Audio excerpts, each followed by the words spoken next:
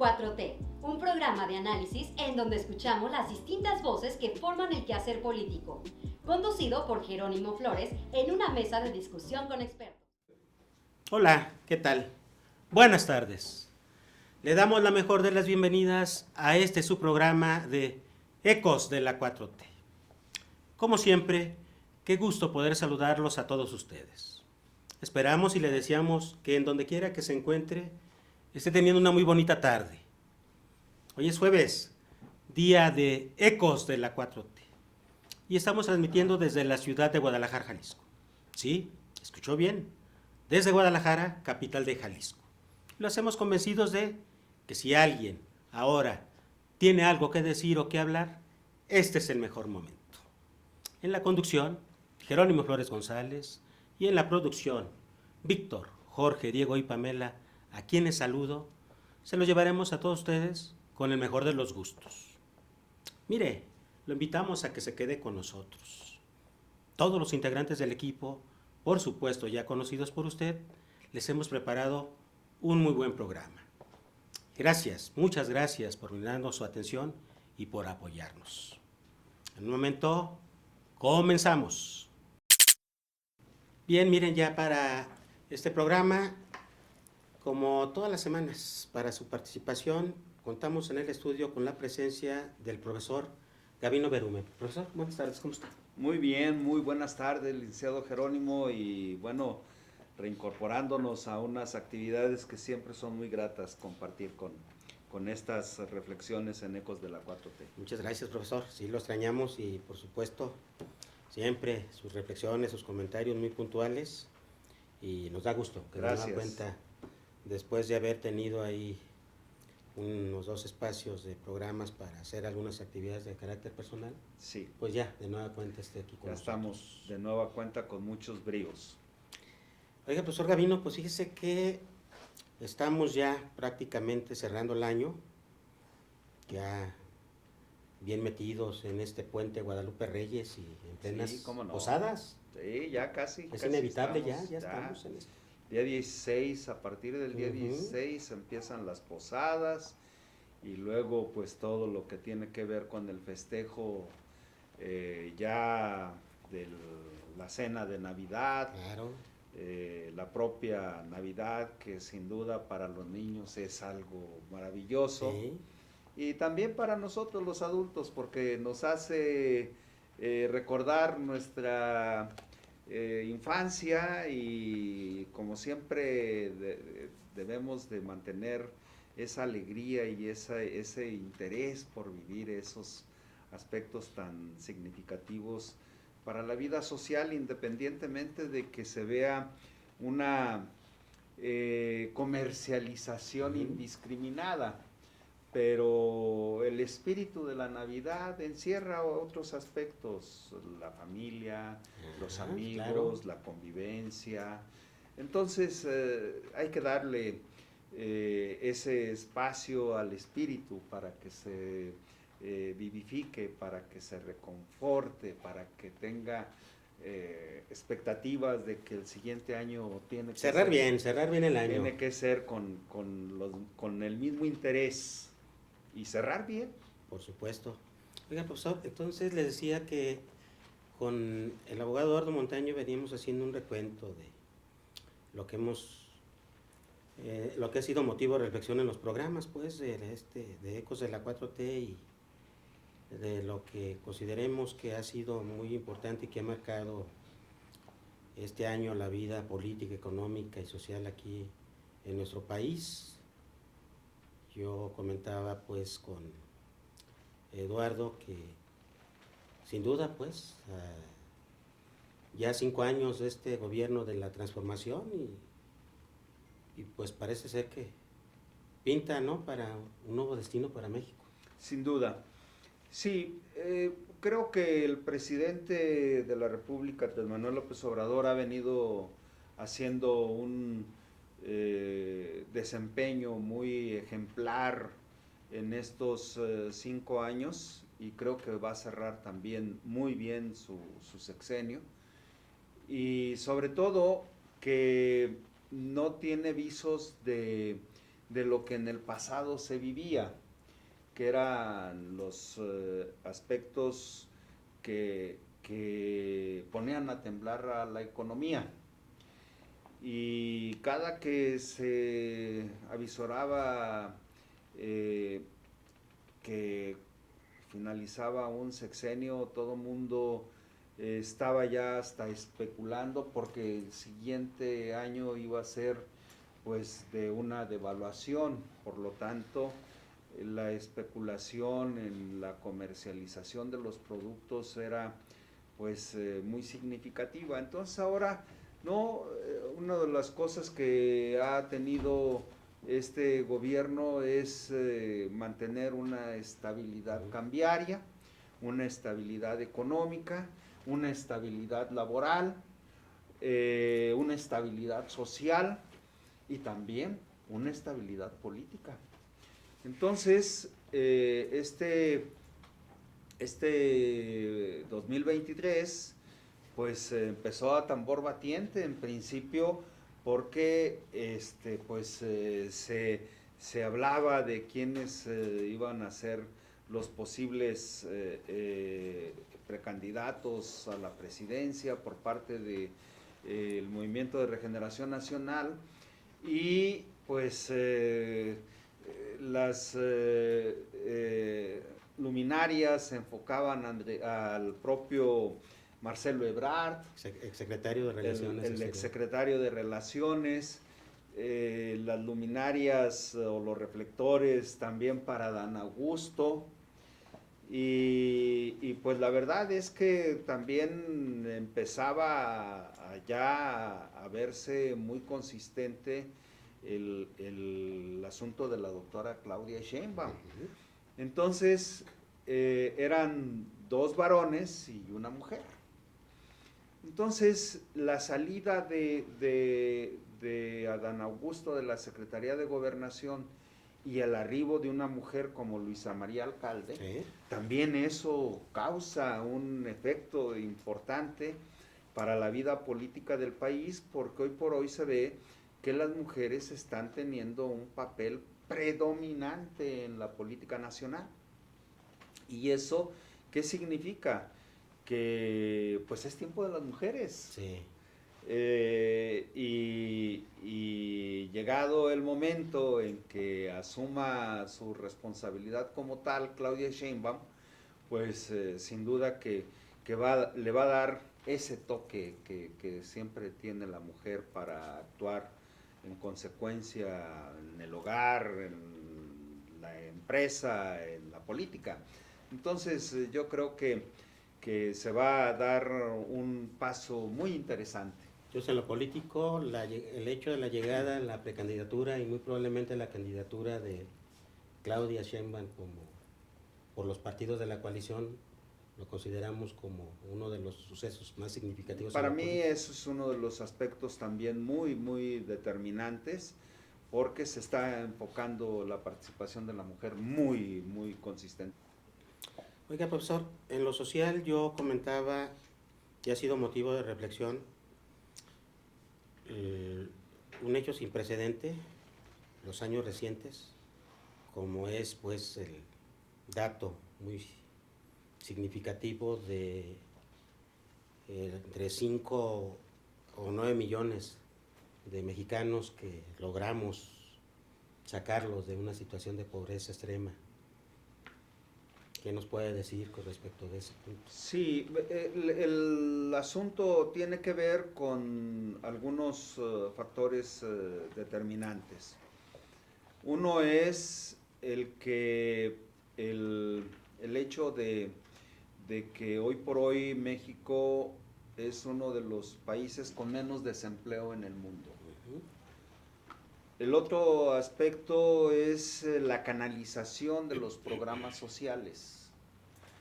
Esa canalización de los programas sociales no nada más se ve reflejada en un segmento de la familia, sino en toda la familia. Cuando hablamos de adultos mayores, que en muchas de las veces los abuelitos viven con los hijos. ¿Sí?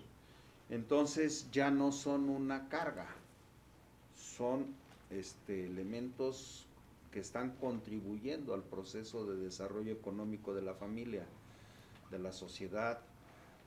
Y luego otro de los aspectos que también los programas sociales van enfocados a la educación para los aspectos de apoyo con las becas Benito Juárez para los niños en edad escolar, en educación básica.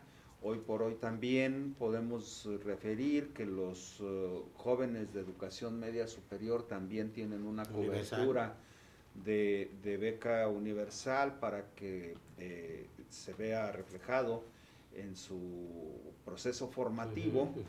Y otro de los aspectos que también tiene mucho significado es que se ha batido la deserción escolar en este sexenio. Eso es producto precisamente de un redireccionamiento del presupuesto hacia programas de impacto social que verdaderamente contribuyan a ese proceso de desarrollo económico, porque entonces quiere decir que también estará nuestro país siendo ya un menor expulsor de mano de obra al extranjero. Anteriormente veíamos que había una mayor expulsión de mano de obra hacia el extranjero buscando mejores condiciones de vida y mejores condiciones económicas. Hoy no es así, hoy se está viendo que nuestra economía se ve cada vez más fuerte en el sentido de que hay pues un flujo de activo circulante en donde no hay problemas de carácter de desabasto, al contrario, se incentiva la producción y sobre todo porque hay una mayor mano de obra calificada, que siempre ha existido. La mano de obra mexicana es una mano de obra muy, muy cualificada. Por lo tanto, eso hace que las condiciones se puedan ver totalmente diferentes, haciendo un parangón con otras administraciones en el pasado inmediato y en el pasado que también es remoto, porque recordemos que los procesos inflacionarios y de devaluaciones empiezan en la década de los 70s, finales del presidente Luis Echeverría y luego con el presidente López Portillo, y no se diga con el presidente Miguel de la Madrid. Y nos podemos seguir viendo ese periodo de 36 años en donde el neoliberalismo se había entronizado y en donde no había posibilidades de que los trabajadores tuvieran un salario que les pudiera ser más satisfactorio para sus necesidades. Recordemos que en el pasado los aumentos salariales rondaban en 1 peso 80 centavos, 3 pesos. Claro. Era una burla, era una verdadera manifestación de enriquecimiento para unos cuantos y un empobrecimiento para la gran mayoría de la población mexicana. Entonces, el sector obrero, el sector campesino, estaban muy limitados en sus propios procesos de beneficio en cuanto a su relación laboral y salarial.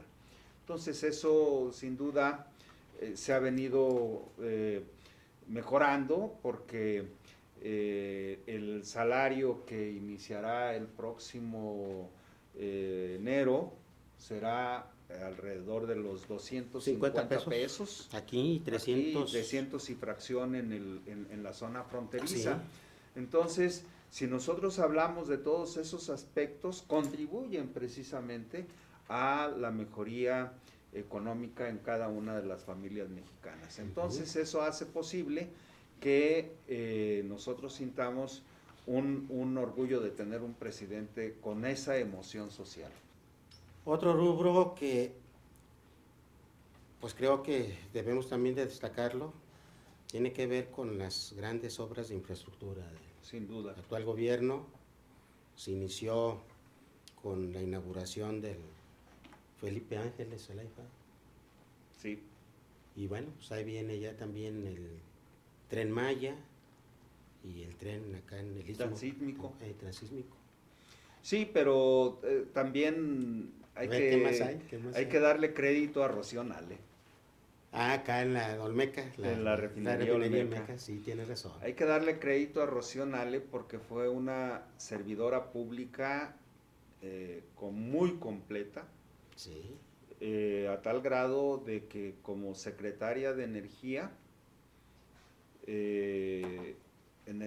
Minas e Industrias Paraestatales, ha sido y fue una servidora pública muy reconocida, no nada más por el sector productivo de nuestro país, sino por los sectores productivos a nivel internacional, sobre todo en tratándose de materia del petróleo. Sí. ¿Por qué hago referencia a eso? Porque lo ligo con el tiempo de las mujeres. Claro, sí. Digo, es un mérito ganado a pulso, porque su obra que realizó, sí.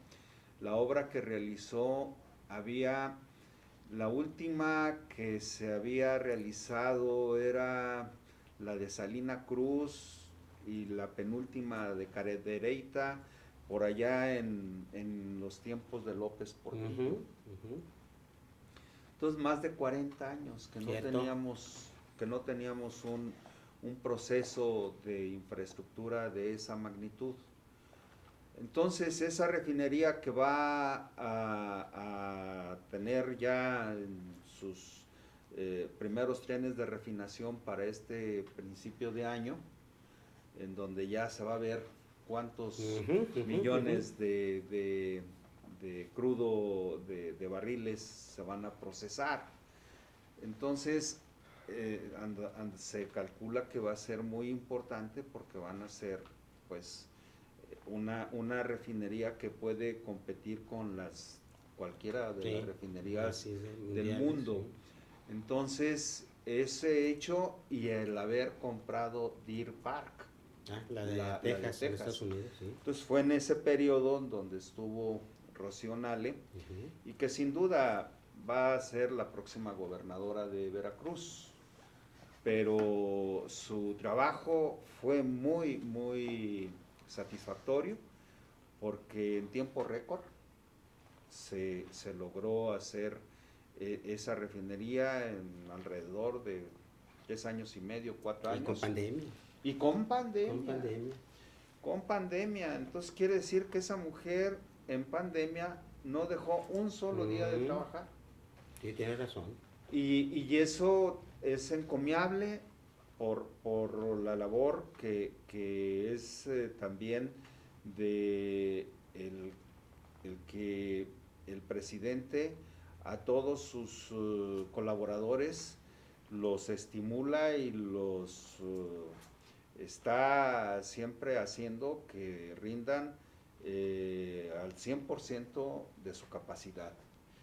Y eso puede que para la oposición no les guste, porque en 36 años ellos no pudieron hacer una barda, nada más, hicieron una barda, que por cierto nos costó 12 mil millones de pesos esa barda. Entonces, no hay punto de comparación de la administración de esa fallida refinería en Tula Hidalgo, que solamente quedó en una triste referencia, de la barda más cara del mundo que se ha construido. Entonces, creo que por ahí podemos darle también a lo que significará la importancia del tren transísmico, porque el estar uniendo los dos mares, el Pacífico y el Atlántico, a través del Golfo de México y toda la región portuaria que hay en el Golfo, desde Tamaulipas hasta Campeche, y todo lo que viene a ser el Caribe, pues va a ser muy significativo, porque el comercio que se va a realizar por dos vías, la férrea y la de rueda, pues va a ser un impacto económico extraordinario, y eso hace posible que los ojos del mundo estén viendo ya cómo se va a potencializar ese desarrollo comercial a nivel internacional, porque no podemos desconocer que nosotros estamos en un área geográfica en el hemisferio occidental, en donde hoy es también una de las áreas económicamente más activas del mundo, y que nuestro continente pues es también una economía muy boyante, tomando en consideración que nosotros estamos ubicados al norte y por supuesto con una relación comercial con el Tratado de Libre Comercio, el TEMEC, con Estados Unidos y Canadá. Entonces eso no podemos soslayarlo, al contrario, se tiene que dinamizar más todavía la industria mexicana, el comercio interior y exterior de México va a ser importante para que en muy poco tiempo, así lo voy a decir y va a parecer una cuestión de exageración, pero en muy poco tiempo México podrá ser una potencia mundial. Eso es lo que más nos debe de motivar a todos los mexicanos, de que hacia allá tenemos que ir, a ser una potencia mundial. Todo lo que marcó este año en el país, en el ámbito económico, político y social. Oye, profesor Gavino, en el ámbito económico no se nota mucho, pero qué importante ha sido la llegada y permanencia del secretario de Hacienda y Crédito Público, el doctor Rogelio Ramírez de la O. Ramírez de la O, efectivamente. Es un hombre que tiene una extraordinaria capacidad de ver los escenarios económicos, no nada más de nuestra geografía nacional, sino de la geografía internacional, con los gobiernos de países altamente desarrollados, como son los países europeos, los países asiáticos, y ello nos ha dado una certidumbre, el hecho de tener un secretario tan prestigiado a nivel internacional. Es un hombre que tiene cartas credenciales que lo acreditan como uno de los mejores economistas del mundo. Entonces, tener un secretario de esa naturaleza le da a la administración del presidente Andrés Manuel López Obrador pues pudiéramos pensar que le da mucha seguridad a su administración, porque no ha tenido ningún viso de de descontrol en materia económica que impacta a la industria, que impacta al comercio, y al contrario, se ve una moneda fuerte, aunque aquí hay que hacer una precisión. La cuestión cambiaria se rige a través del Banco de México, sí. que tiene independencia, que se maneja autónomamente, sin depender del Ejecutivo Federal. Entonces, eso, pero por supuesto que tiene que ir también ligado a la cuestión de la macroeconomía y todo lo que tiene que ver con la administración hacendaria.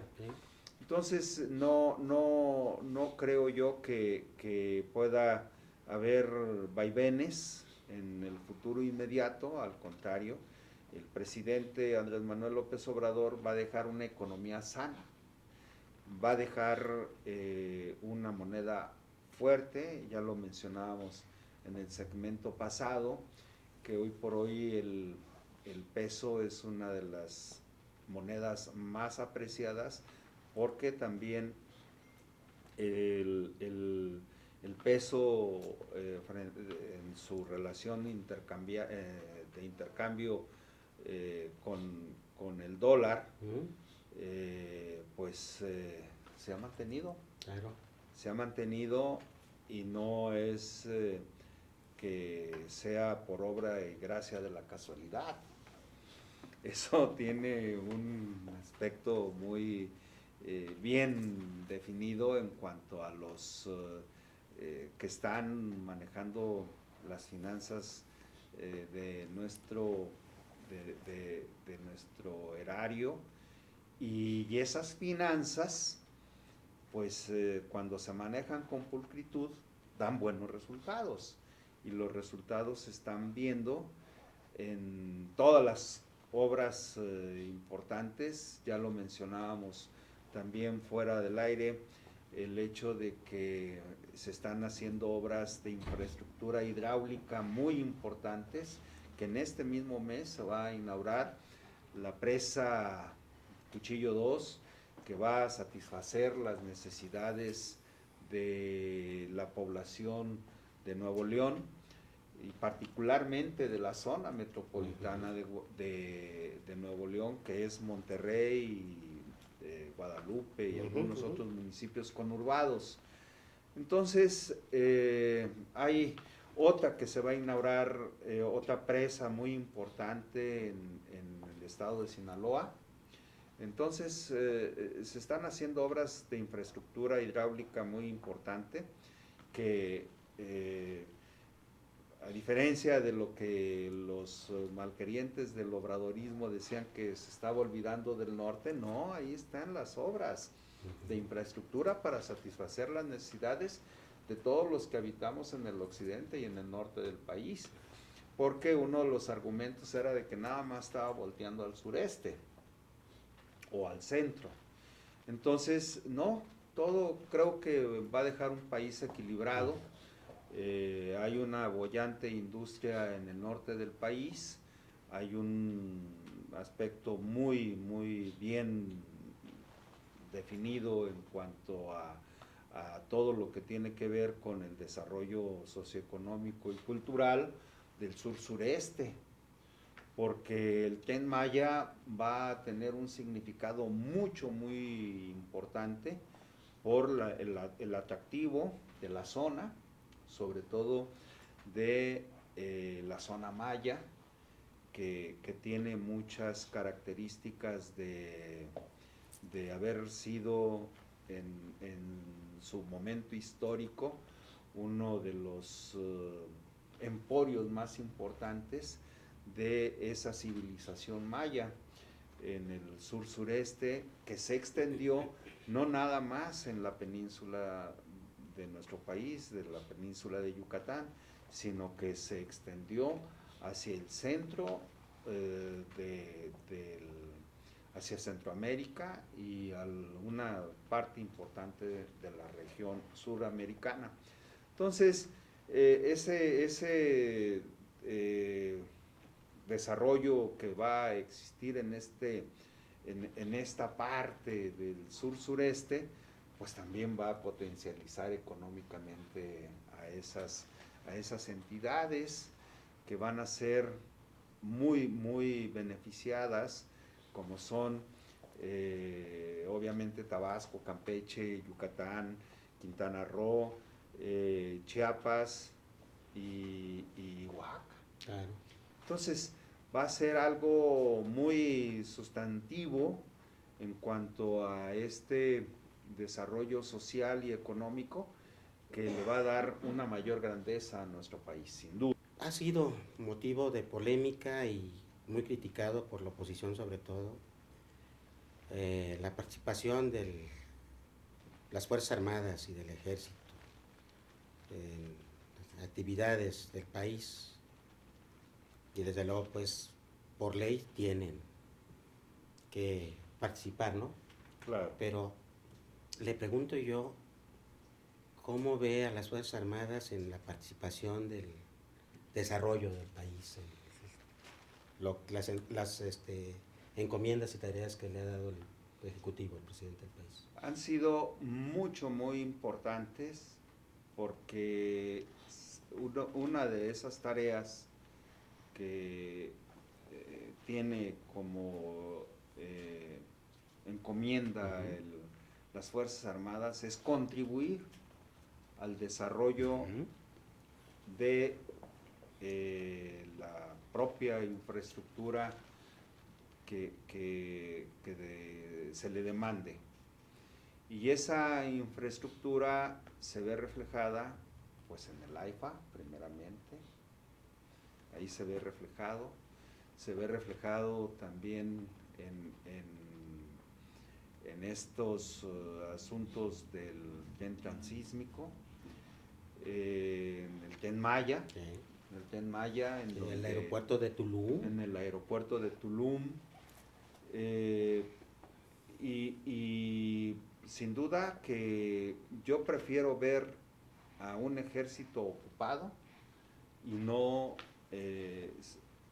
voy a también utilizar una frase que pudiera ser lapidaria, pero no me gustaría ver a un ejército parasitario. Al contrario, debe de ser un ejército proactivo en el desarrollo económico y cultural de nuestro país. Por lo tanto, el hecho de tener unas fuerzas armadas dedicadas a contribuir al desarrollo económico, cultural y social de nuestro país es digno de encomio. Los opositores hablan de que se está militarizando al país.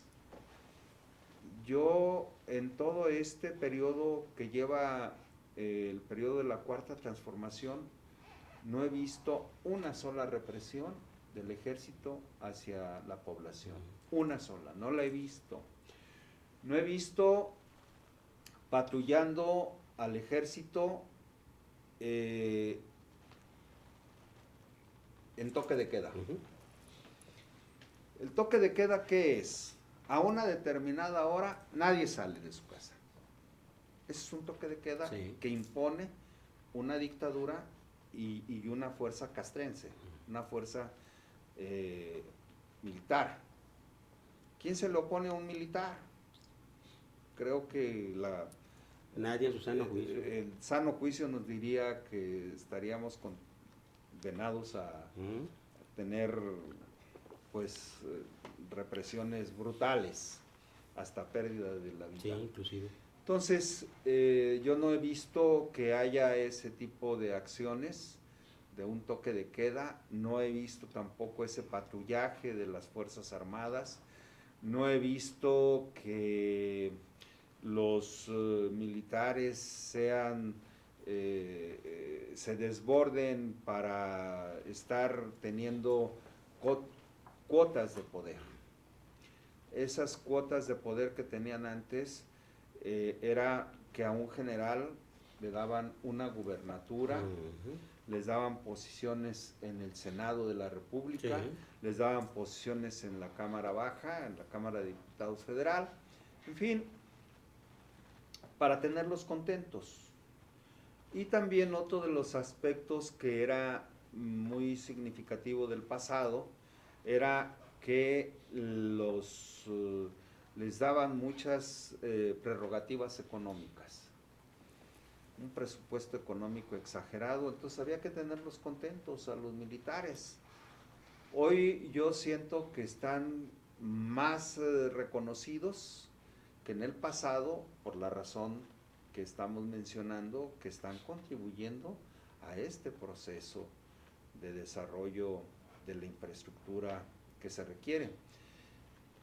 Habría que ver y revisar la historia. ¿Quiénes fueron los que hicieron aquellos grandes acueductos de la época del siglo XVIII y XIX?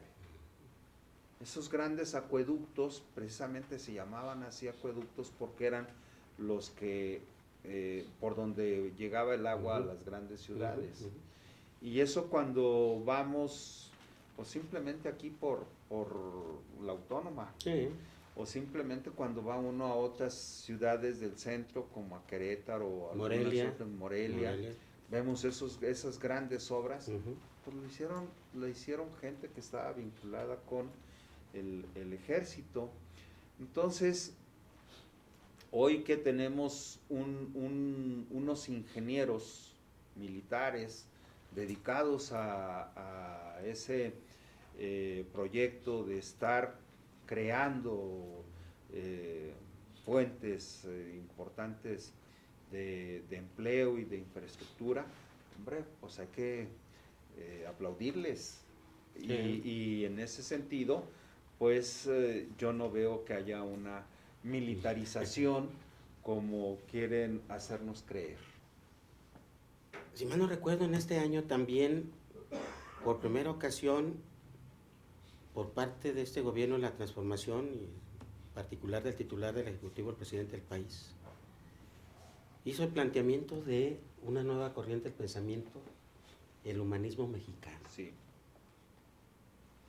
Es una realidad, se está viendo la formación y puede afianzarse, consolidarse. ¿Qué nos platica? Sí, bueno, el humanismo Sí. como corriente filosófica tiene sus raíces en el siglo XVII, precisamente en Europa, en donde empiezan a surgir esas formas liberales de pensamiento, en las cuales no se estaba pensando en otras cuestiones que no fueran más que la exaltación de los valores individuales y los valores de la sociedad.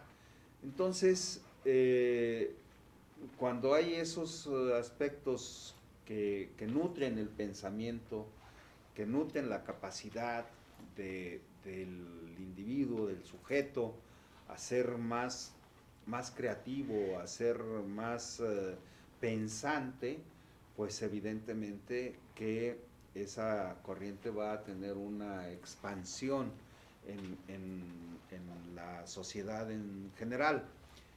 Y cuando el presidente habla del humanismo mexicano es precisamente para cambiarle esa concepción a la sociedad, al pueblo, en que debe de haber un pensamiento social, no debe de ser un pensamiento individual, porque el individualismo fue lo que nos hizo tanto daño durante estos 36 años de los que hablamos de neoliberalismo.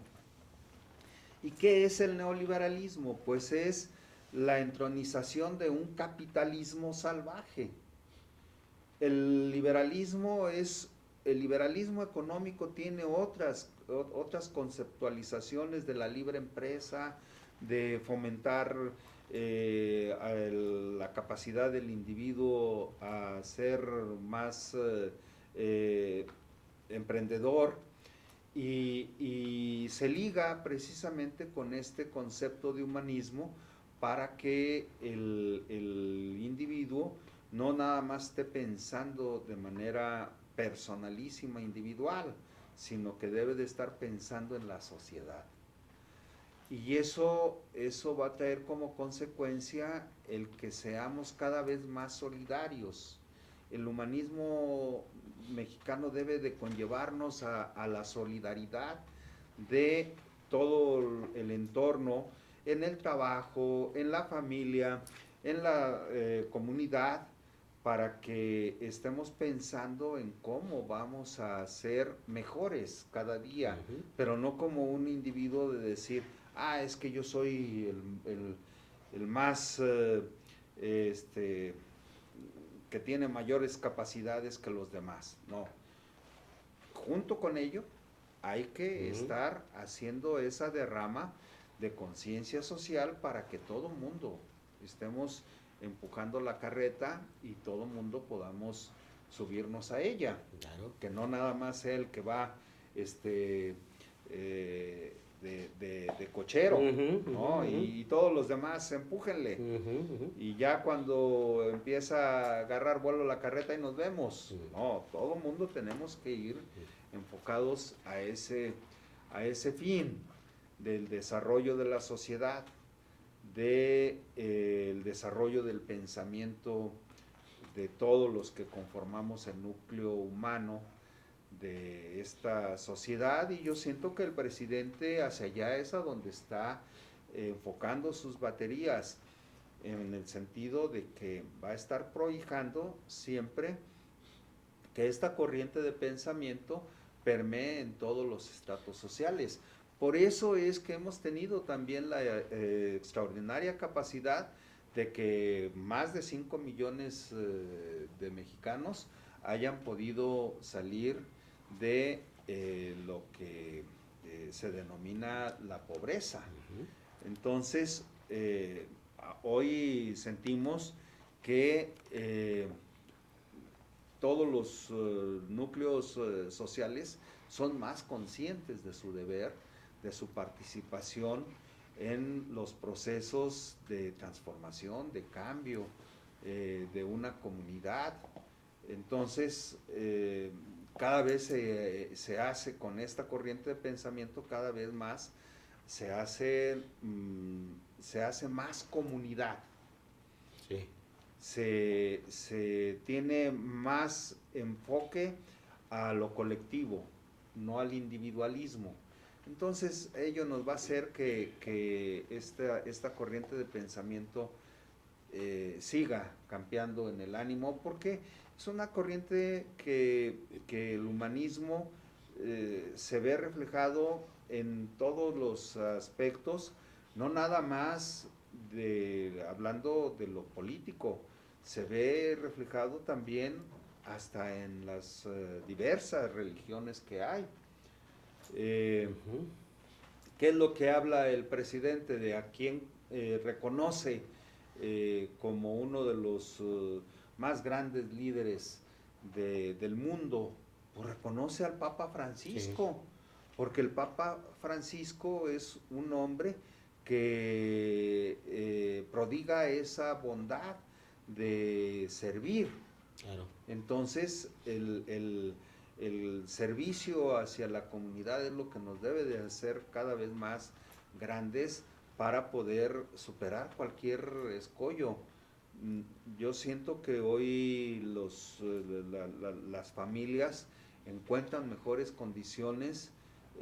¿Por qué? Porque están impulsando a que sus hijos se preparen, a que sus hijos estudien, a que sus hijos puedan llegar a tener mejores condiciones de educación, hasta a lo profesional. Entonces, se está ayudando a esas familias para que no haya deserción escolar y puedan continuar los estudiantes hasta terminar sus estudios.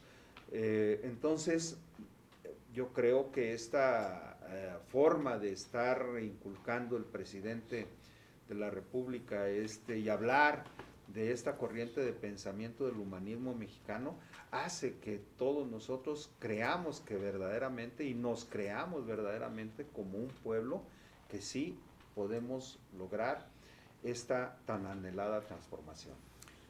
No, muy bien, profesor. Pues mire, podemos decir que este breve repaso